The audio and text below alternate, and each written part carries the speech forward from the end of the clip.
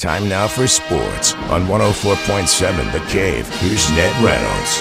104.7 The Cave. Mike the intern in the studio this morning with Ned Reynolds. It's in his contract that if there is any of the white stuff on the ground, he doesn't have to do nothing, so he's calling from home. I'm kidding. We're like, Ned, you chill today. It's school day. You don't have to. You go play make your snowman, all right? So if they're calling off school, I'm in bed.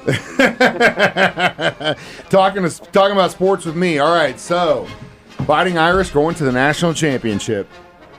They will indeed, and what a tremendous championship level game that was last night. This is the Orange Bowl in Miami, and here is Penn State taking a 10-0 lead in the first half. Penn State's a very, very good and solid football program. But Notre Dame, right before the end of the first half, came back and got a field goal from Mitch Jeter, and that made it 10-3. Then the Irish came out smoking in that second half. Tied up the ball game at 10, took a 17-10 lead, only to see Penn State come back and tie. The game was tied 3 times.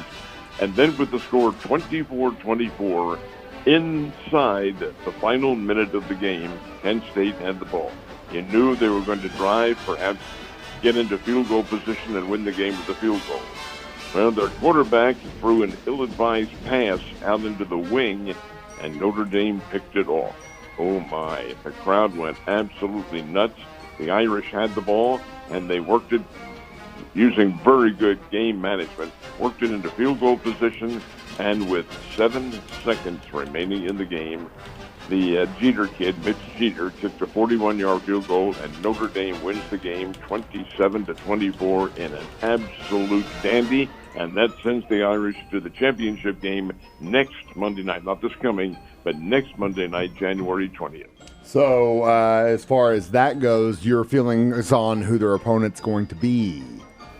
I think it will be Ohio State, in all honesty. Ohio State plays Texas tonight in the Cotton Bowl, which is actually inside at the AT&T Stadium in Dallas, Jerry's World, as it's known. They'll have a big crowd. It looks like all the weather has cleared out of the Dallas area now, and the fans should be able to get into the stadium all right.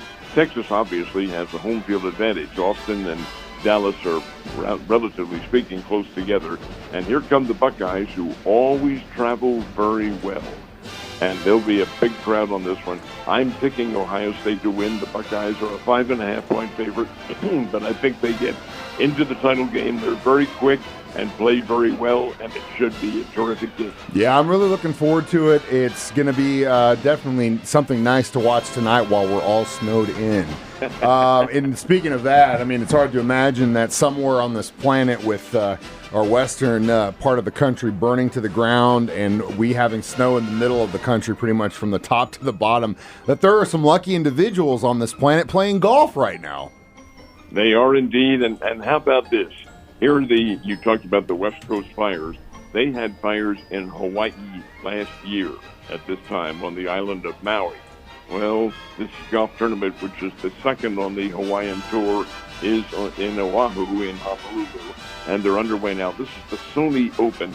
I'll tell you, Mike, the golf courses in Hawaii are not much of a challenge for the American pros.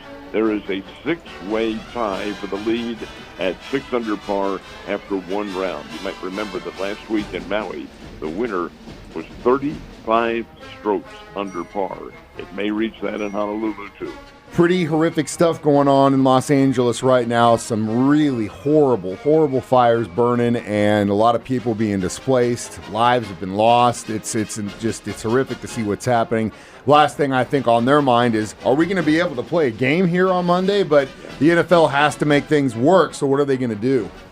They're going to move the game, and they made the decision late last night. Move the game between the Minnesota Vikings and the Los Angeles Rams. Going to move it to Glendale, Arizona, which is part of Phoenix. And Glendale is where they have the State Farm Insurance Stadium, which is where the Arizona Cardinals play. So, indeed, they'll have a National Football League setting, but it won't be the crowd. I doubt that many people will make it down to Los Angeles. They're preoccupied with the Holocaust that occurred out there. At the Buckeyes and actually, this is the Vikings and the Rams. Neither team, I think, will travel and have any kind of great representation there.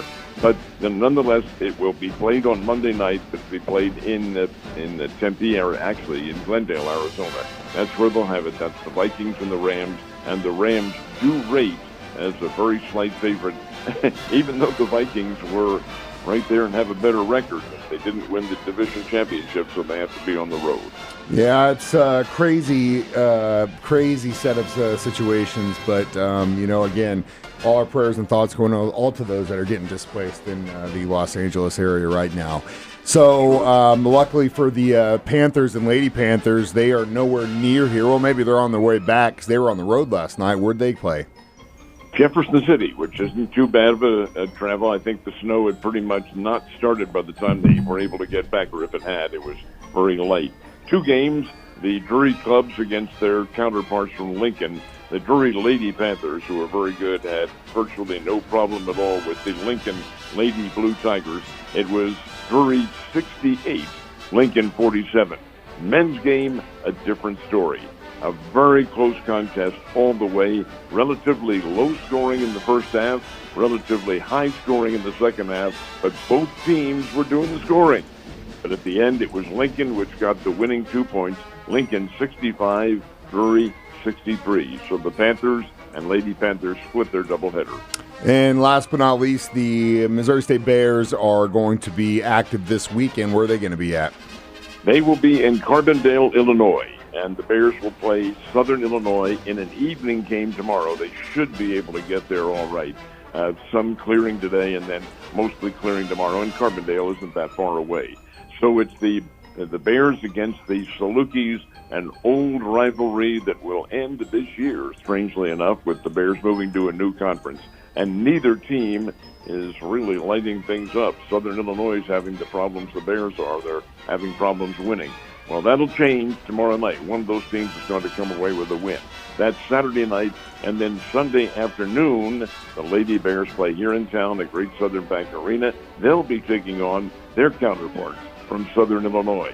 So it's a Bears-Salukis weekend. All that's on the agenda.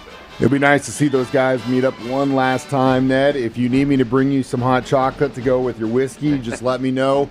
Stay safe, and I will see you on Monday, sir.